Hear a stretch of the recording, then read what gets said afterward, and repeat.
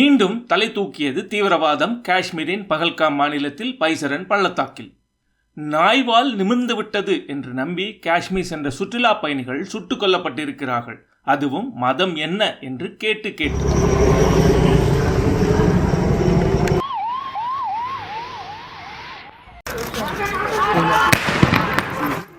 சில வருடங்கள் முன்வரை கல்லறிகளும் குண்டுவெடிப்புகளும் நிறைந்த காஷ்மீரில் இந்திய பிரதமரே செல்ல தயங்கிய மாநிலத்தில் இந்திய தேசிய கொடி பறக்க முடியாத பகுதியில் வன்முறைகள் ஓய்ந்து மக்கள் அமைதியாக வாழ துவங்கிய நிலையில் அதை குலைக்க இப்படி ஒரு திட்டமிட்ட தாக்குதல். பாகிஸ்தானின் லஷ்கர்-இ-தொய்பாவின் வளர்ப்பு இயக்கமான TRF த ரெசிஸ்டன்ஸ் ஃப்ரண்ட் இந்த தாக்குதலுக்கு பொறுப்பேற்றிருக்கு. அமைதி திரும்ப வாய்ப்பே இல்லை என்று நம்பப்பட்ட இடத்தில் எப்படி அமைதி திரும்பியது? 4 காரணங்கள் சொல்லலாம்.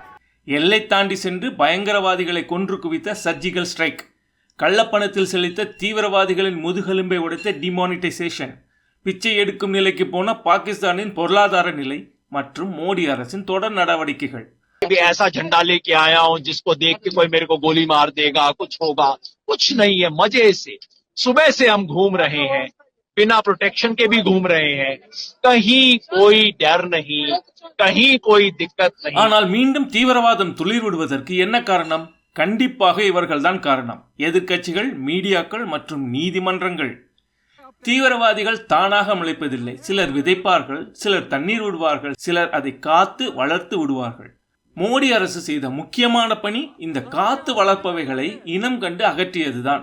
ஆர்டிகல் 370 மூலம் காஷ்மீருக்கு கொடுக்கப்பட்டிருந்த சிறப்பு அந்தஸ்து நீக்கப்பட்டது. காஷ்மீரின் மாநில அந்தஸ்து அகற்றப்பட்டு யூனியன் டெரிட்டரி ஆனது.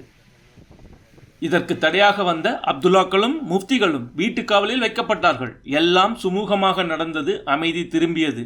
2.33 கோடி சுற்றுலா பயணிகள் வந்து செல்லும் அளவுக்கு நிலைமை சீரானது. இராணுவத்தின் கட்டுப்பாட்டில், பாதுகாப்பில் வேகமாக முன்னேற தொடங்கியது காஷ்மீர். ஆனால் காஷ்மீரின் மாநில அந்தஸ்தை அகற்றுவதா, அது ஜனநாயக கொலை என்று எதிர்க்கட்சிகள் கூவ, அதை பெரிதுபடுத்தி மத்திய அரசுக்கு எதிராக பேசியது மீடியாக்கள். எப்போதும் போல தமக்கே எல்லாம் தெரியும் என்று நீதிமன்றம் உடனடியாக நடத்து தேர்தலை என்று கட்டளையிட தேர்தல் நடந்தது. இந்துக்களின் மகா கும்பாவை கூட கிண்டலடிக்கும் அப்துல்லாக்களின் இஸ்லாமிய சார்பு கட்சி அரசு அமைத்தது.